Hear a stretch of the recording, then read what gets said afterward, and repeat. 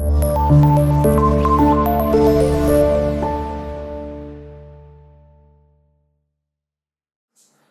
वालेकुम students, this is Mohammad Ahmad, your biology teacher. Students, आज का जो हमारा टॉपिक है वो जी सिग्निफिकेंस ऑफ मीओसिस। हमने लास्ट टॉपिक में ये डिस्कस किया था कि मीओसिस एक्चुअल में क्या होती है। मीओसिस हमने बात की थी कि हमारे पास एक जो पेरेंट सेल है वो डिवाइड होके आगे 4 न्यू डॉटर सेल्स बना देता है। इस सेल डिवीजन की टाइप को हमने मीओसिस का नाम दिया था। बस इतना सा डिफरेंस था कि जो पेरेंट सेल था वो डिप्लॉइड था, उसमें क्रोमोसोम्स के जो नंबर थे वो डबल थे, यानी कि कंप्लीट थे।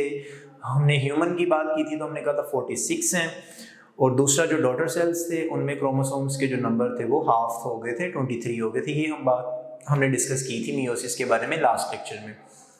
अब हम देखते हैं कि मीओसिस जो लिविंग ऑर्गेनिजम्स में ये जो सेल की डिवीजन है इसकी सिग्निफिकेंस क्या है, ये कैसे इंपॉर्टेंट है, इसकी क्या हमारी लाइफ में इंपॉर्टेंस होती है, किसी भी लिविंग ऑर्गेनिज्म की लाइफ में एक्चुअल में। तो हम देखते हैं जी सिग्निफिकेंस ऑफ मीओसिस हमारे पास दो तरह से होगी। फर्स्ट इंपॉर्टेंट जो काम करती है मीओसिस वो है जी it maintain number of chromosomes. सबसे बड़ी बात जो है जी मीओसिस की वो ये जी, ये हमारी बॉडी के अंदर जो सेल्स मौजूद हैं उनके अंदर जो क्रोमोसोम्स के नंबर हैं उनको मेंटेन कर रही होती है। अब देखिए हमारी बॉडी में इस वक्त हम लास्ट टाइम बात कर चुके हैं कि 200 ट्रिलियन के आसपास सेल्स हैं, एक एवरेज हम ये बात करते हैं, और हर एक सेल के अंदर जो क्रोमोसोम्स का नंबर है वो 46 है। आप बॉडी के किसी भी सेल को पकड़ लें, उसमें जब आप देखेंगे क्रोमोसोम्स का जो नंबर है वो 46 ही है। तो ये जो क्रोमोसोम्स का नंबर बैलेंस किया हुआ है, मेंटेन रखा हुआ है। फिर आपके पेरेंट्स का भी देखें, आप अपने पेरेंट्स की बॉडी के सेल्स को देखेंगे, वहां पर भी 46 क्रोमोसोम होंगे। उनके पेरेंट्स को भी जब हम देखेंगे तो उनके अंदर भी क्रोमोसोम्स का जो नंबर होगा वो 46 ही होंगे। तो ये जो क्रोमोसोम्स के नंबर को मेंटेन किया हुआ है ये एक्चुअल में किसका काम है जी? मीओसिस का काम है। ये किस तरह से कर रही होती है ये देखें। आपको याद होगा हमने बात की थी कोई भी लिविंग ऑर्गेनिजम्स है वो किससे, जब उसकी लाइफ स्टार्ट होती है तो एक सेल उसकी बॉडी में बनता है, जाइगोट के नाम से हमने कहा था कि ये वो वाला सेल है जो स्टार्टिंग में फर्स्ट सेल बनता है। इसी सेल से पूरी हमारी बॉडी बनी हुई है। आगे इसी से डिवाइड होता गया माइटोसिस के थ्रू डिवीजन हो गई तो ये पूरी बॉडी बन जाती है। आपको याद होगा हमने बात की थी कि ये भला किस तरह से बनता है। एक मेल सेल हमने कहा था जिसको हमने नाम दिया था स्पर्म सेल, और दूसरा हमने बात की थी कि एक फीमेल सेल होता है जिसको हम नाम देते थे एग का। इन दो सेल्स के मिलने से हमने कहा था कि हमारी बॉडी में जाइगोट बना, और फिर यही जाइगोट आगे डिवाइड होके उसने हमारी पूरी बॉडी बना दी। ठीक है, तो ये जाइगोट से आगे पूरी बॉडी बन गई। अब एक्चुअल में क्रोमोसोम्स का नंबर कैसे बैलेंस किया होता है देखिए। हर लिविंग ऑर्गेनिज्म की बॉडी के अंदर कुछ स्पेशल ऑर्गन्स होते हैं जिनको हम नाम देते हैं कि दीज आर रिप्रोडक्टिव ऑर्गन्स। हम चले सबसे पहले हम ऐसा करते हैं, हम एनिमल्स के अंदर डिस्कस कर लेते हैं। हम ये बात कर रहे हैं जी एनिमल सेल के अंदर। एनिमल्स के अंदर क्या स्पेसिफिक ऑर्गन्स होते हैं जिनको हम रिप्रोडक्टिव ऑर्गन्स कहते हैं। उनका नाम अगर हम देखें, मेल के अंदर हम उनको टेस्टिकल्स बोल देते हैं, फीमेल के अंदर हम उनको ओवरीज बोलते हैं। ये कुछ स्पेशल ऑर्गन्स होते हैं जो कि एनिमल की बॉडी में मौजूद होते हैं। अब इन ऑर्गन्स के अंदर कुछ हमारे पास स्पेशल टाइप के सेल्स मौजूद होते हैं। हम एक्चुअल में क्या देख रहे हैं कि मियोसिस कैसे क्रोमोसोम्स के नंबर को मेंटेन करेगी एक लिविंग बॉडी के अंदर। हम देखेंगे कि रिप्रोडक्टिव ऑर्गन्स के अंदर कुछ स्पेशल सेल्स होते हैं। उन स्पेशल सेल्स के अंदर क्या प्रोसेस होगा, ये मियोसिस स्टार्ट होती है। लेकिन मियोसिस होगी उनके अंदर, और आपको याद होगा जब मियोसिस होती थी तो जो क्रोमोसोम्स के नंबर थे वो क्या हो जाते थे, हाफ हो जाते थे। तो बॉडी के स्पेशल ऑर्गन्स के अंदर, स्पेशल सेल्स के अंदर जब मियोसिस होती है तो उस मियोसिस की से आगे जो न्यू डॉटर सेल्स बनते हैं ना,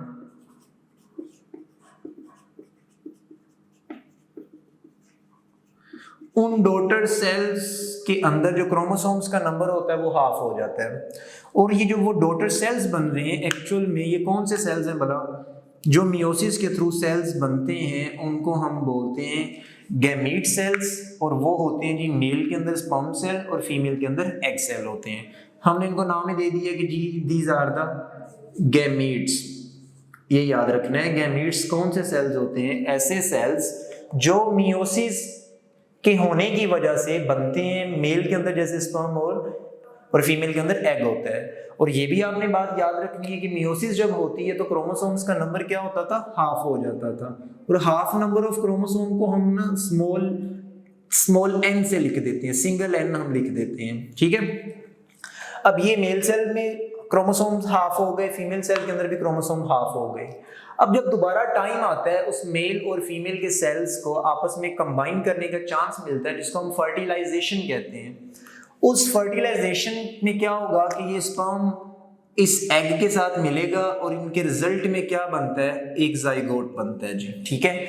ये जाइगोट, अब देखो हाफ क्रोमोसोम ये हो गए, हाफ यहाँ पे हो गए, दोनों के मिलने से क्या हो जाता है? डबल हो जाते हैं जी, 2n बन जाएगा, n plus n total 2n। यानी कि ये देखो अगर हमारे पास स्पर्म सेल से आ जाए जी 23 स्पर्म सेल से मिल गए फादर से और 23 मदर से, और दोनों के मिलने से कितने हो गए जी? 46 क्रोमोसोम हो गए, ठीक है। तो दोबारा जो जाइगोट होगा उसमें कितने हो जाते हैं जी? क्रोमोसोम 46 पूरे हो गए हैं। और ये बात हम शुरू में डिस्कस कर चुके हैं ना कि जब जाइगोट बन जाएगा तो इसके अंदर डिवीजन होगी, बार बार ये डिवाइड करके इसने हमारी पूरी बॉडी बना दी है। एक ही जाइगोट से आगे पूरा लिविंग ऑर्गेनिज्म बन जाता है।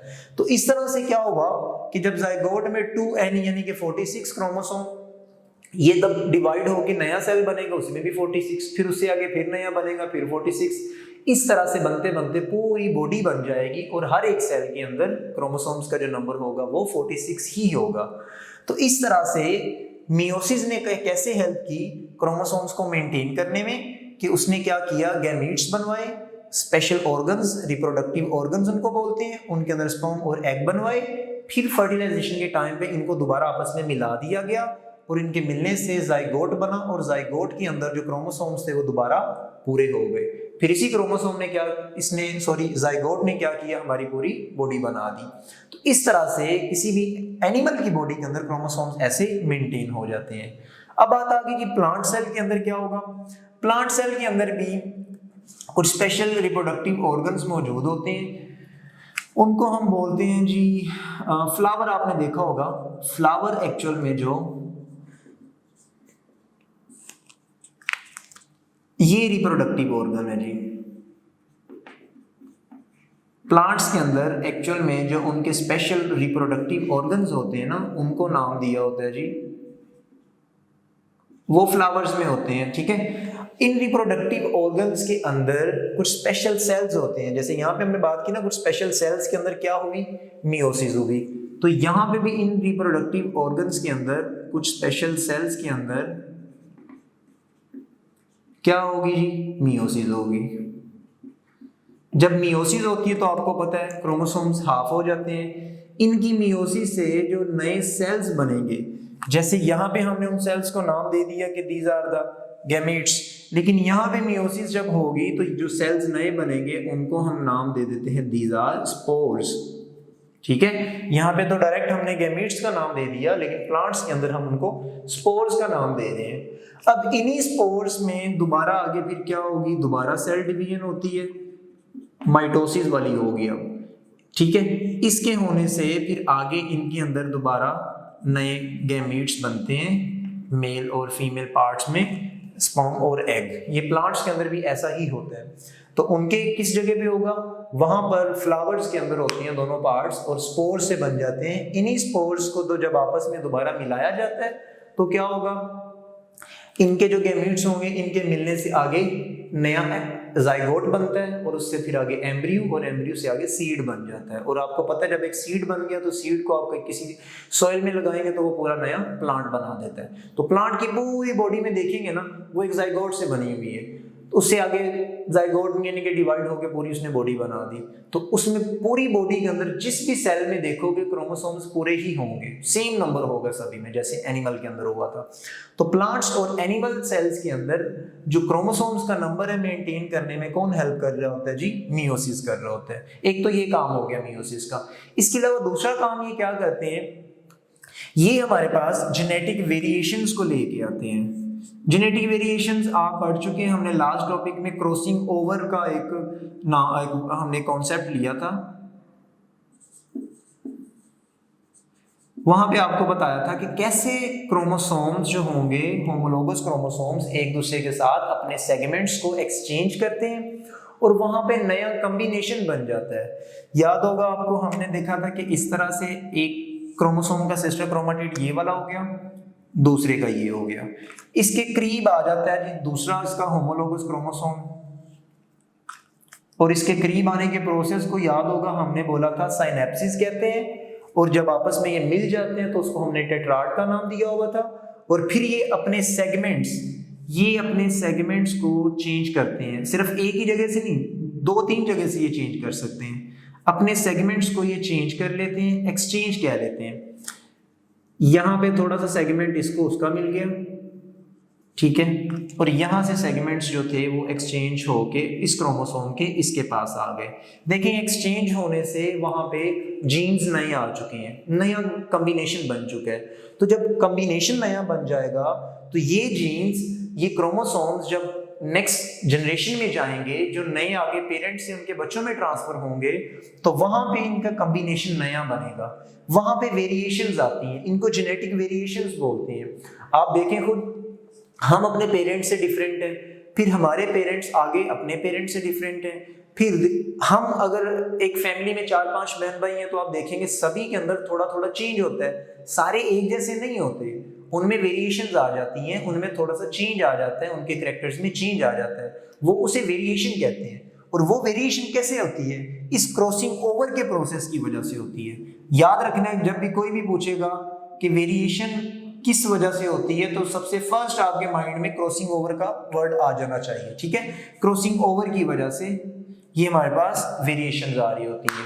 अगर क्रॉसिंग ओवर का कॉन्सेप्ट ना होता तो हमारे पास सारे के सारे लिविंग ऑर्गेनिज्म, हमारी सारी फैमिली में सारे एक जैसे होने थे, ठीक है। लेकिन इस क्रॉसिंग ओवर, इस मियोसिस ने कैसे हेल्प की है वेरिएशन में, हमें थोड़ा सा हमारे बहन भाइयों से, हमारे पेरेंट्स से थोड़ा थोड़ा चेंज किया हुआ है। तो ये जस्ट जेनेटिक वेरिएशन की वजह से हुई है, और वो किस वजह से हुई है? मियोसिस की वजह से, ठीक है। कुछ लिविंग ऑर्गेनिजम्स होते हैं उनमें मियोसिस नहीं होती, जैसे कि बैक्टीरिया है, बैक्टीरिया में मियोसिस का कोई कॉन्सेप्ट नहीं है। तो एक बैक्टीरिया जब डिवाइड होगा, वो जो 2 नए बनेंगे ना, वो एक जैसे ही होंगे, वो आगे 2 और बना देंगे, वो भी एक जैसे होंगे। तो वेरिएशंस का जो कॉन्सेप्ट है वो मियोसिस की वजह से आता है और वो क्रॉसिंग ओवर की वजह से आता है। तो ये एक काम हमारे पास मियोसिस का ये भी है। अगर ये ना होती तो हम सारे के सारे एक जैसे हो जाते थे। इसके अलावा वो कह रहा है कि जी मियोसिस में कभी कभार अगर एरर्स आ जाएं, एरर्स ऑफ मियोसिस को कह रहे हैं कि जब अगर हो रही हो तो वहां पे कोई एरर आ जाए, कोई मिस्टेक हो जाए, तो फिर क्या होगा? एरर्स ऑफ मियोसिस में क्या होगा? देखिए क्रॉसिंग ओवर में जब आपने देखा था कि ये क्रोमोसोम्स आपस में क्या करते हैं, जुड़ते हैं ना, आपस में मिल जाते थे। हमने कहा था कि साइनेप्सिस का प्रोसेस होता है। अब जब मियोसिस 1 होती है ना, तो होमोलोगस क्रोमोसोम्स जो होते हैं वो सेपरेट होते हैं। यहां से क्या होगा, इस प्रोसेस में अगर इसी को ही हम ले लें तो ये क्रोमोसोम एक साइड पे चला जाएगा और दूसरा क्रोमोसोम दूसरी साइड पे आ जाता है। इसको किसने खींचा था? स्पिंडल फाइबर्स, अगर आपको याद हो तो होमोलोगस क्रोमोसोम्स को हमने अलग करवाया है। एक काम ये मियोसिस 1 में हुआ था। मियोसिस 2 में क्या होता है, एक ही क्रोमोसोम के जो 2 सिस्टर क्रोमेटिड्स होते हैं उनको अलग कर दिया जाता है। यहां पे क्या होगा, इनको सेपरेट कर दिया जाएगा, इसका एक पोर्शन इधर सिस्टर क्रोमेटिड और दूसरा दूसरी तरफ। ये क्या हो गए क्रोमोसोम्स, यहाँ पे भी क्या हुए, हाफ हो गए, ठीक है।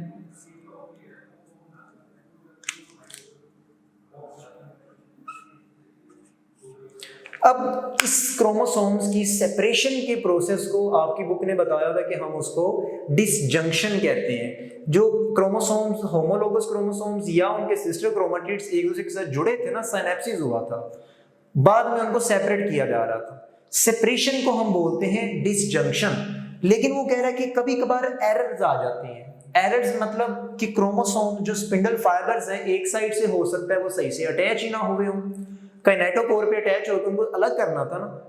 ऐसा हो सकता है कि दोनों क्रोमोसोम्स जो जुड़े हुए थे अलग ही नहीं हुए, तो एक साइड पे चले गए, एक पूरे का पूरा पेयर एक तरफ चला गया और दूसरी तरफ वो वाला क्रोमोसोम का दूसरा पार्टनर गया ही नहीं है। तो ये क्या होगा, इसको हम बोलते हैं नॉन डिसजंक्शन, कि वहां पे डिसजंक्शन नहीं हुई, क्रोमोसोम्स अलग हुए ही नहीं है। तो इससे क्या होगा, देखें अगर तो हमारे पास यहाँ पे इस तरह से क्रोमोसोम्स जब इनकी सेपरेशन का टाइम होता है तो ये अलग ना हो, ये वाला क्रोमोसोम पूरे का पूरा इस तरफ चला जाए, इसका हाफ आ जाए, इधर से भी हाफ आ जाए, ये हाफ इस तरफ चला गया, ये भी चला गया, तो होगा क्या, 46 क्रोमोसोम्स को जब डिवाइड किया जाए तो होना तो ऐसे चाहिए ना कि 23 इधर जाते और 23 इधर जाते, लेकिन कहीं पे एरर आ गया। ऐसा हुआ कि यहाँ पे 22 चले गए और यहाँ पे 24 चले गए, इनकी डिवीजन प्रॉपर नहीं होगी, एक में ज्यादा चले गए और एक में कम चले गए। इससे होगा क्या कि जब ये 22 वाला दूसरे गैमीट के साथ मिलेगा जिसके पास थे 23, तो 22 प्लस 23 ये तो हो जाएंगे ज्यादा, कम हो जाएंगे, सॉरी ये 45, और ये जब 23 के साथ मिलेगा तो ये तो हो जाएंगे 46, 47, ठीक है। इसमें क्या होगा, एक में 45 चले गए, एक में 47 चले गए, तो ये प्रॉब्लम होगी। नॉर्मल हमारी बॉडी में 46 होते हैं, तो हुआ क्या, एक में एक क्रोमोसोम एक्स्ट्रा चला गया, एक में एक क्रोमोसोम कम चला गया। अब देखो जिसमें एक क्रोमोसोम एक आधा चला गया, यानी कि 45 चले गए, एक रह गया था। अब हो सकता है कि जो अलग हो गया, जो उसमें उनके साथ नहीं गया, तो उसका काम था कि उसने ब्रेन को डेवलप करना था। अब वो वाला क्रोमोसोम उसमें है ही नहीं, उसमें जीन्स ही वो नहीं है, तो क्या होगा कि हमारे पास उस पर्सन का हो सकता है ब्रेन ही ना बने। हम कहते हैं ना, आप देखते हैं कि कुछ जेनेटिक वेरिएशंस आ जाती हैं, प्रॉब्लम्स आ जाती हैं, डिजीज हो जाती हैं, तो हम देखेंगे कुछ लोग आपको नॉर्मल एबनॉर्मल लग रहे होते हैं, उनका दिमाग हम कहते हैं कि हमारे पास पागल है, ठीक है। उसमें एक्चुअल में क्या है कि वो क्रोमोसोम एक इनकम्प्लीट जो रह गया था, 46 की जगह पे 45 रह गए। इन प्रॉब्लम्स की वजह से बहुत ज्यादा वेरिएशंस आ जाती हैं। फिर 47 वाले में एक एक्स्ट्रा चला गया। इनमें भी क्या होता है कि ये हमारे पास एंटी सोशल बिहेवियर वाले आपने लोग देखे होंगे, ठीक है, जिनको हम ट्रांसजेंडर बोल रहे होते हैं एक्चुअल में। तो ये सारे सिंड्रोम्स होंगे ना, ये आप लोग डिस्कस करेंगे। क्रोमोसोम एक ज्यादा चला जाना और एक कहीं में कम चला जाना, इससे बहुत ज्यादा आगे डिजीजेस हो जाती हैं, बहुत ज्यादा प्रॉब्लम्स हो जाती हैं। तो ये था आपका जी सिग्निफिकेंस ऑफ मियोसिस। यहाँ तक किसी का कोई क्वेश्चन हो तो आप हमें जरूर बताइएगा। अल्लाह हाफिज।